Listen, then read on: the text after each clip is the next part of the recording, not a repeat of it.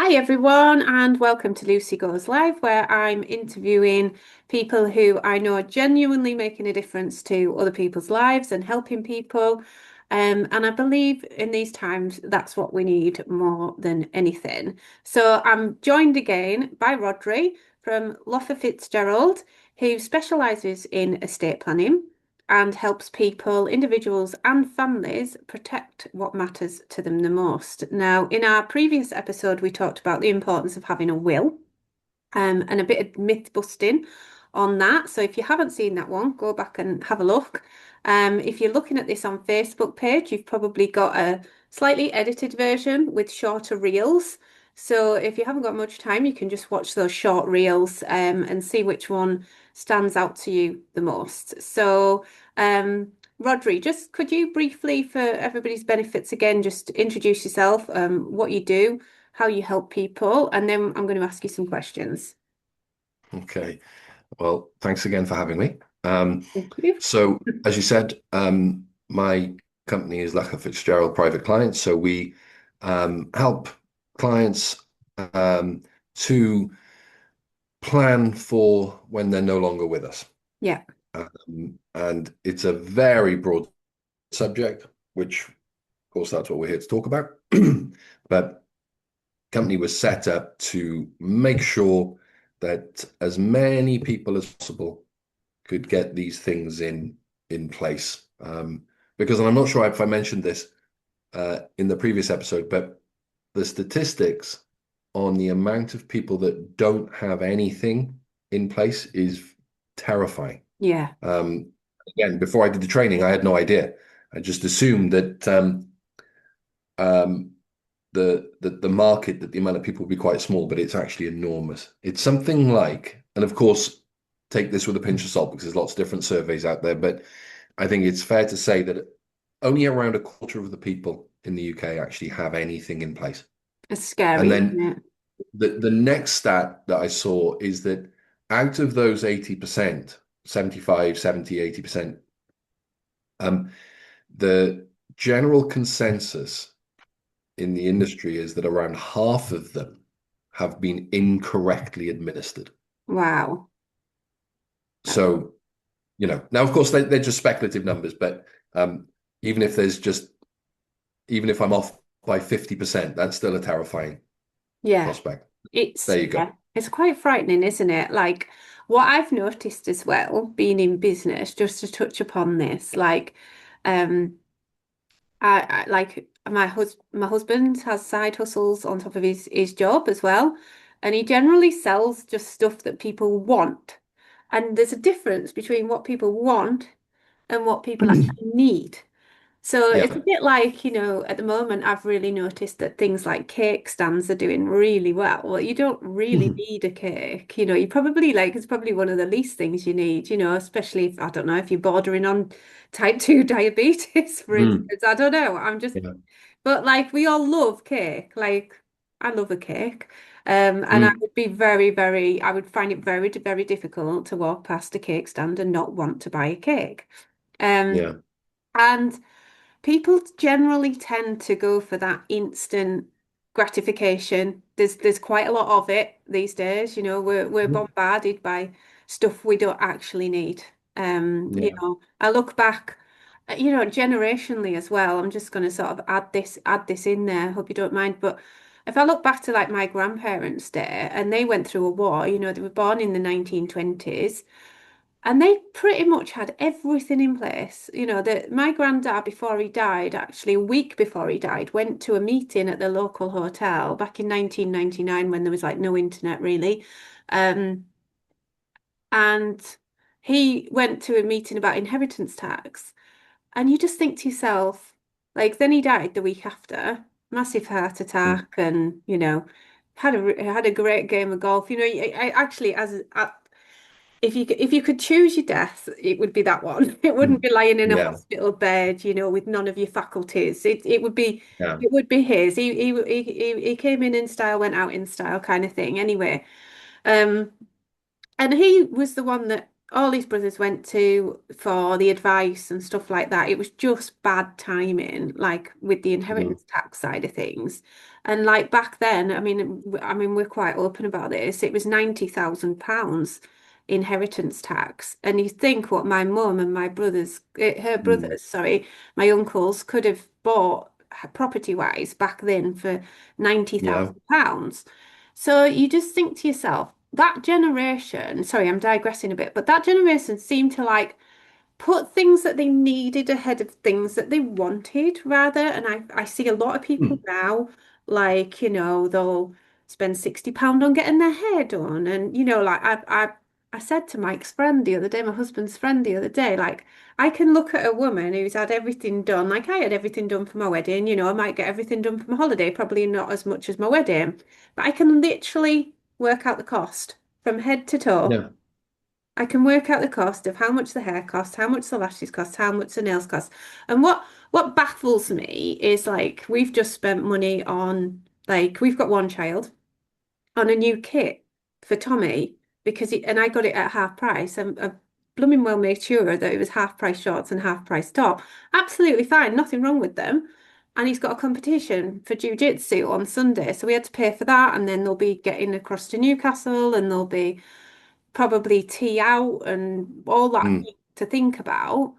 I genuinely believe like that's part of his education, but so it's not so much I would put that ahead of what I want, like maybe getting my nails done or things like that. And I'm not saying that you can't have both, but I think what baffles me in these times where everything is so expensive, people are still, even more so, putting what they want ahead of what they actually need. And I feel like with trusts and wills and stuff, it's something you genuinely actually need. And it's not because of who gets what money.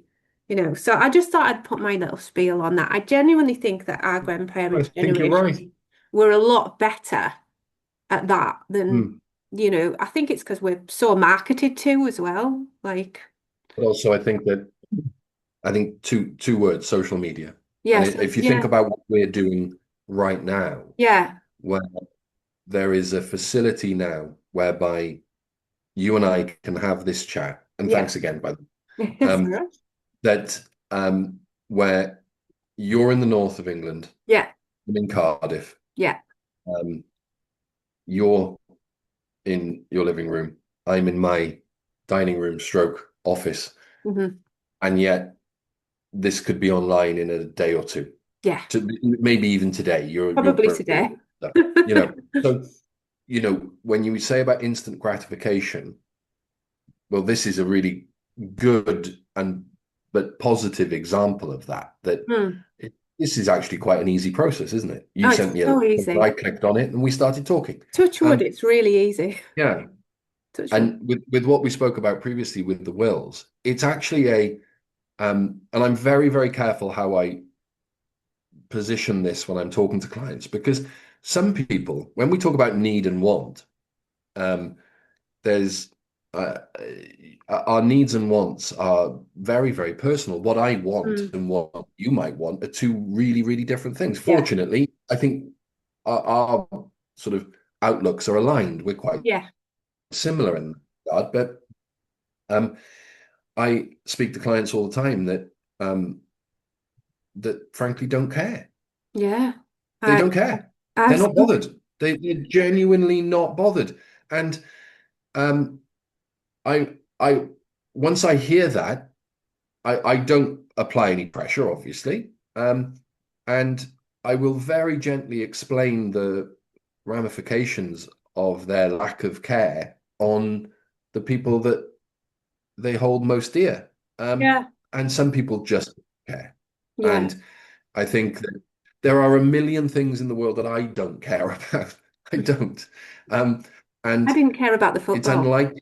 at all. No, I'm not that bothered either. And so it's unlikely that that's going to change. The only thing that might change it is if my lack of care impacted those that I hold most close. Yeah, The problem with this sort of thing is that I think there are two things in the world that only impact other people.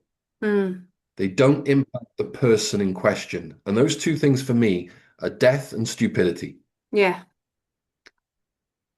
If someone's stupid, it tends to affect people around them It more does. than that person themselves. It's so And true. as somebody actually said to me last week, it was I spoke to a guy, really good guy, and he had a million questions about this stuff, and uh, he's married, and his wife couldn't care less, Mm. couldn't care less. And I said, look, we offer several different packages, and probably we'll come on to this in terms of how we price things, Mm. but and I said, look, you know, um, if we're going to do a will for you and the powers of attorney and whatever else we might end up doing, I'm quite happy to do your wife's will Yeah. for, back it on. I mean, that's fine. I'm not looking to gouge anyone. Um, no, she doesn't care. And it was at that point I said, well, maybe you should, because her passing impacts you, Yeah. Yeah. whereas your passing impacts her. Yeah. And you're getting all of your ducks in a row for her. Yeah. Yet if she passed, you've got 6, 12 months potentially of horrible stress and strain. Yeah. If not But longer. yeah, Uh, things just take things seem to be taking longer, like to get sorted these days as well, after lockdown and everything. And I don't know why we're still 6 years in and people are, it doesn't seem to have got any better, the length of time that companies are taking to, get things sorted, really. Like there seems also to just be a backlog in our all sectors. the United Kingdom is probably, and I'm quite fortunate because I've worked in overseas, in the Middle East and um, Central Europe, West and Switzerland and different places. But the UK is probably the most bureaucratic Mm, uh, country there is, and the best example of this is that the Hong Kong tax code, so their tax Bible, if you will, is around 500 pages, give or take. mm. Our tax code, I saw the other day, is around 15,000 pages Wow. And you're supposed to remember all that. and constantly changing as well, Yeah. constantly evolving, amendments to rules, addendums to regulations, um, big changes, small changes. When are the changes implemented? Are they staggered over a fiscal period? Are they immediate? So there's a lot out there Yeah. that I think hinders people. I don't think, I mean, I'm qualified in tax accounting, but I don't claim to be a tax expert at all because I probably, a bit like when you pass your driving test, you're the best driver you'll ever be Mm.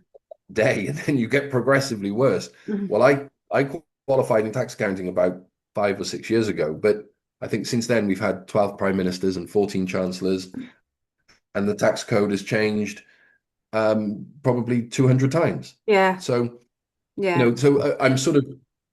I'm giving the general public um, a sort of an enormous amount of latitude because things change regularly.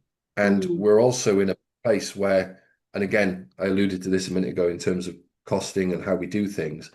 Um, we, um, I do sometimes speak to people who desperately want to put these things in place, Yeah. but they just can't. Yeah. They just can't. Yeah. And we work with them and we try and find a way. But they just can't. There are an enormous amount of people that their disposable income It's is it's crackers, isn't it? it's Like, almost nothing really. yeah, it's crackers. I feel like often I'm living in two different universes. Like people are saying about, I know we're digressing a little bit here, away from trust, but we will come back on to it in a minute.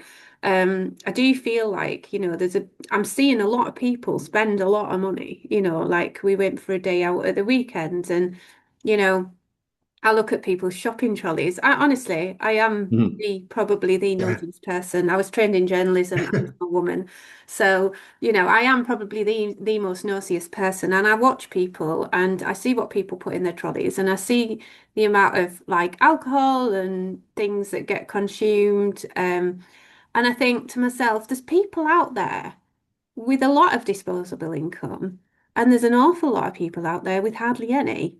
You know.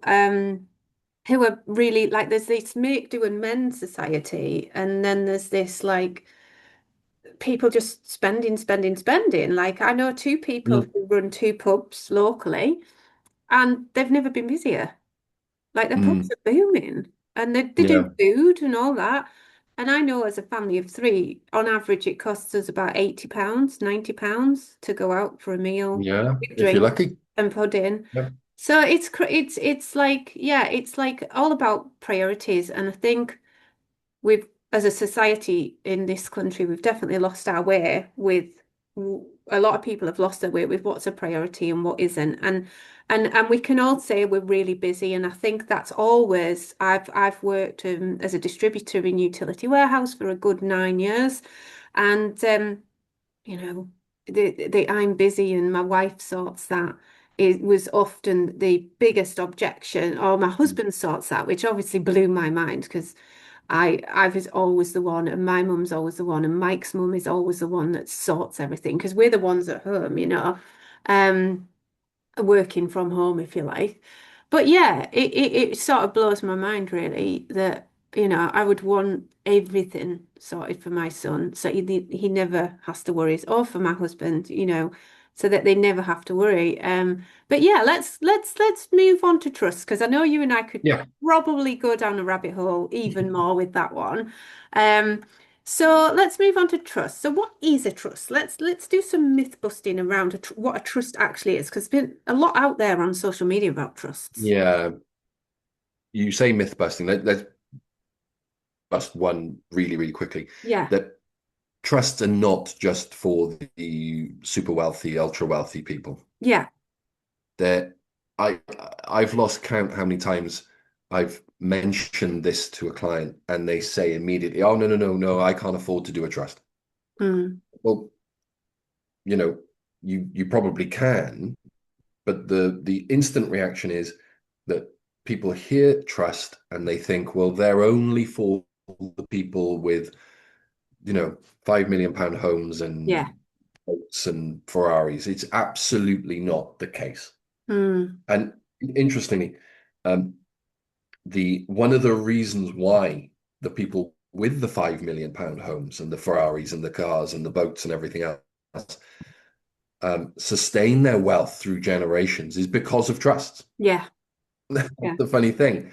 Um, I think if we saw a lot more of the are you allowed to say normal people? The you and the me in the world. If we adopted trusts, we would find it a great deal easier to pass our, if I say wealth, it makes it sound like I'm wealthy, pass our money and our assets along after we've gone. Mm, But um, but effectively, what a trust is, it's a legal arrangement mm, um, where assets are managed by people who are appointed for the benefit of other people. yeah, So to give you an example, Lucy, if you set up a trust, yeah. you and Mike, and you would be the settlers. The Yeah. settlers are the people that put the asset into the trust. Okay. Um, the so let's say you put your house in there. So you've got your trust. The house goes into the trust.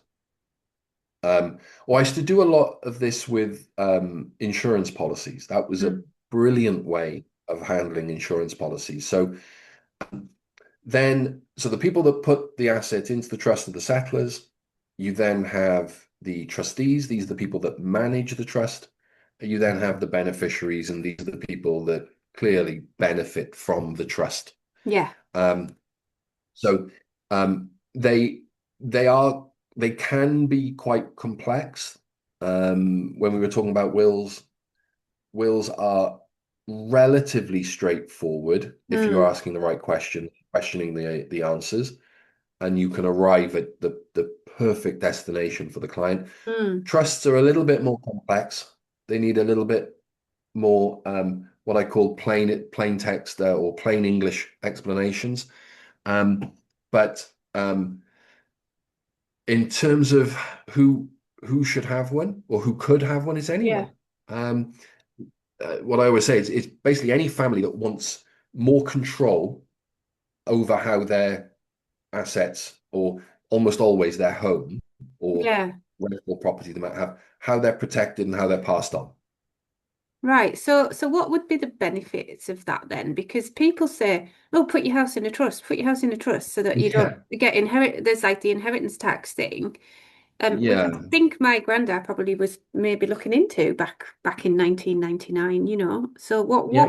is that what how you would do that? Well, there's a lot of different benefits with this sort of thing. Not all of the benefits apply to all of the people, which is Mm, where the complexity can sometimes occur. Because of course, people remember we said earlier how you've got the pub experts um, that they've read something and they think that all of those things are now going to apply to them. That doesn't necessarily happen. However, um, if I can speak in general terms, then yeah, it's great for a family that has children because they can ensure that the child will inherit the asset at an appropriate age. yeah. So so for example, I've seen where a client has said, well, I wouldn't necessarily want my son to inherit the family home before he's 25 Mm, yeah. because he wants to go to university. And the last thing I want is him in university as a 19, 20-year-old or whatever, and he inherits a £900,000 house. Mm, That's could be potentially catastrophic. I've also seen where some clients will say, well, no, 25 is a good age because they're going to finish university at maybe 21, 22. yeah. They're going to have to forge their way in the world Yeah. for a few years before they get this windfall. Yeah. So it promotes a bit of independence and a little bit of a get out there and go for it attitude. But again, that is all client led. Yeah. So it obviously protects the property. Mm, Now, this is a really broad area, and if we got into this,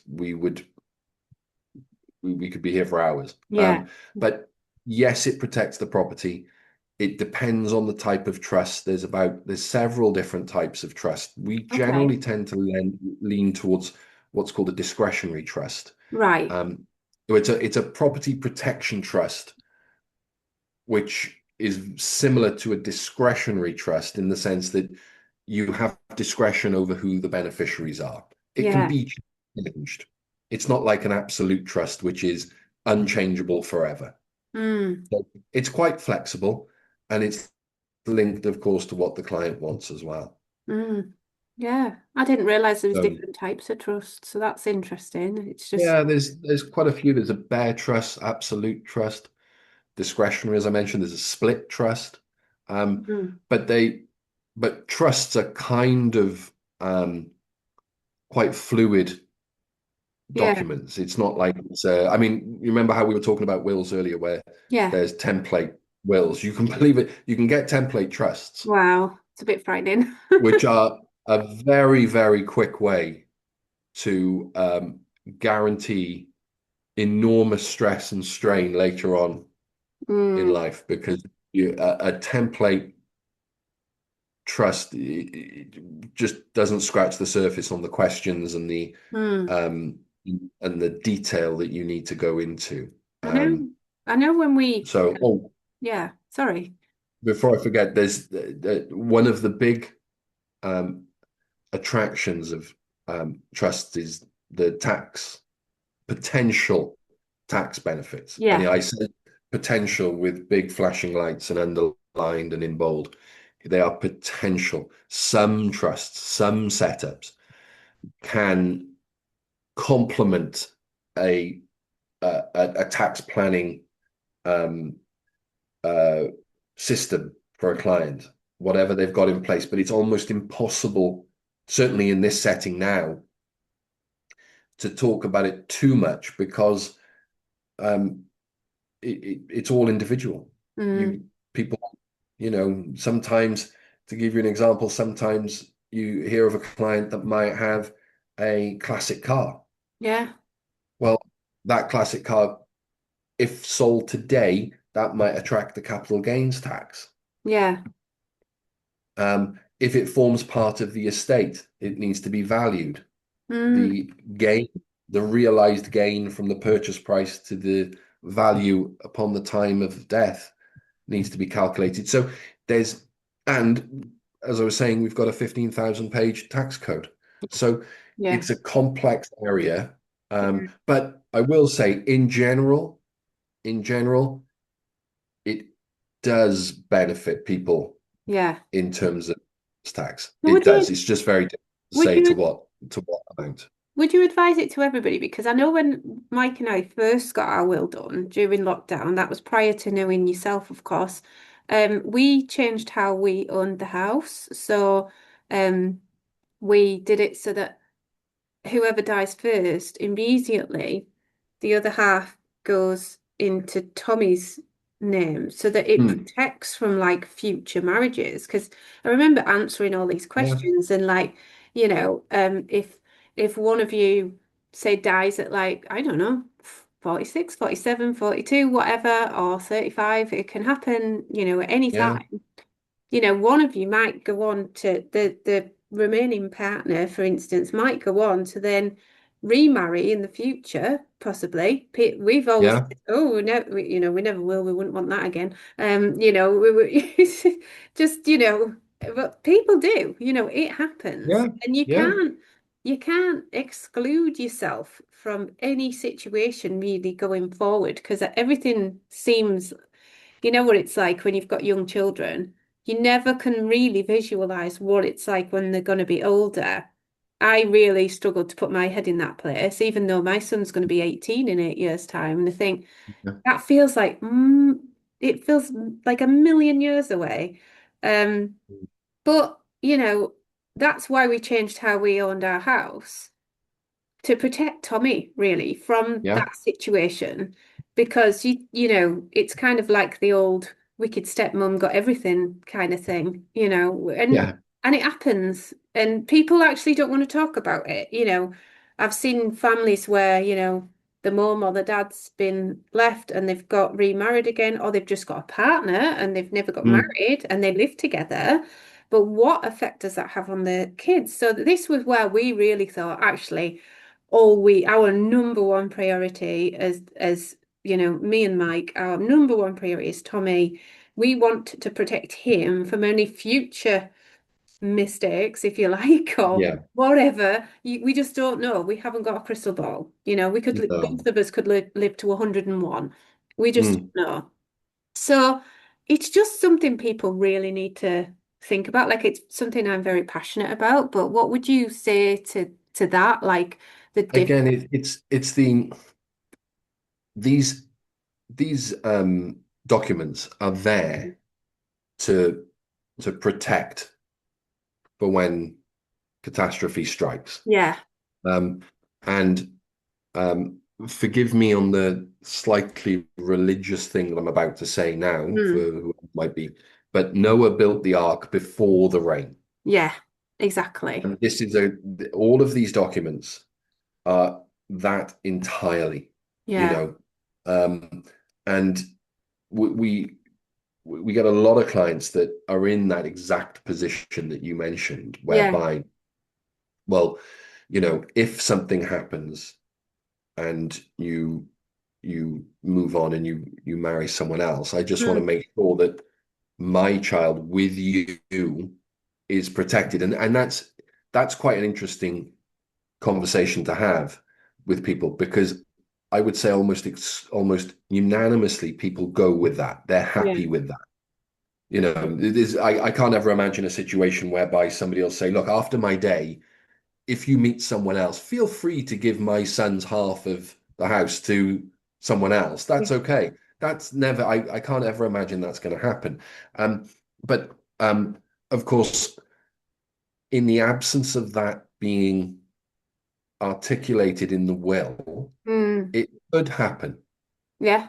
And as you rightly said, Luce, that, you know, you've got husband and wife with a child, something happens to one of them.